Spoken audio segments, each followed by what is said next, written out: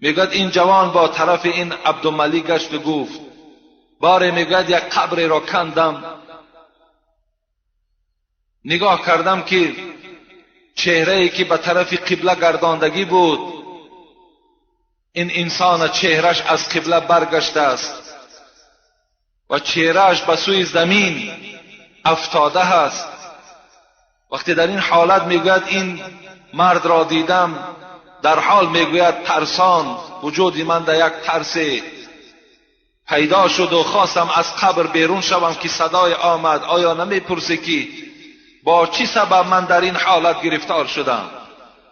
میگوید وقتی پرسیدیم به چه حالت، گفت من در نماز بی پروا بودم، کدام وقتی میخواستم نماز میخواندم، کدام وقتی نمیخواستم نمیخواندم، به اهمیت در نماز بودم.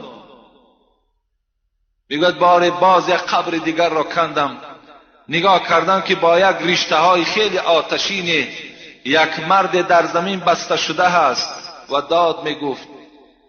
وقتی میگوید این حالتم که دیدم خواستم از قبر بیرون شوم که باز سوال کرد آیا از من نمیپرسی که با کدام حالت من در این بلا مبتلا شدم؟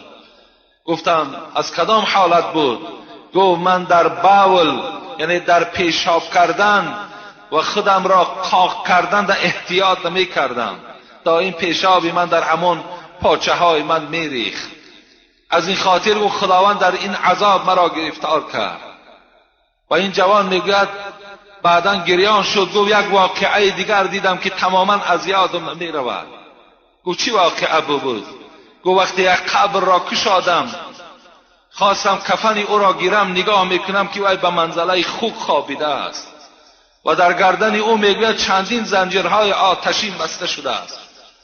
وقتی این حالت دیدم میگوید دیگر یک ترس کلان وجودی مرا فرا گرفت، خواستم بیرون شوم. گفت از حال من میپرسی که با کدام احوال، با کدام عمل من دوچار این احوال شدم؟ گفتم با کدام عمل؟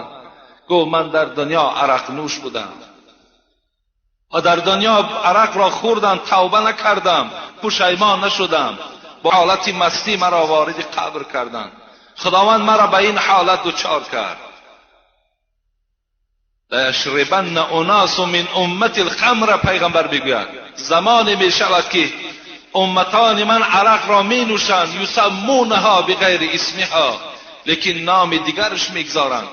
میگویند این آب جو است، این آب گندم است، این آب خرما است، این آب مویز است، نام دیگرش میگذارند و نوشیدن میگیرند. پیغمبر خدا اینا از باب معجزاتش گفتند که زمانی می شود که امتان من می نوشند، لکن نامهای خیلی دیگرگونه در این عرق می گذارند.